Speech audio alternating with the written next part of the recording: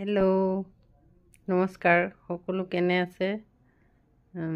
12/12 মেনিফেষ্টেশ্যনৰ দিন আহি গ'ল, মাজত মাত্ৰ এটা দিন। গতিকে সকলোৱে এই মেনিফেষ্টটো কৰিব। এইটো পানীত কৰিলেই হ'ব।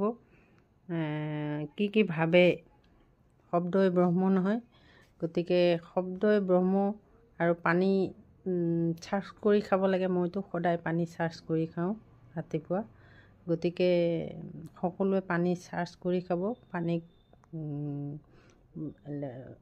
এটা শব্দত লিখি বটলটোত লিখিব, নহ'লে কাগজ এখনত লিখি বটলটোত মাৰি দিব আৰু পানী চাৰ্জ কৰি সকলোৱে ব্যৱহাৰ কৰিব।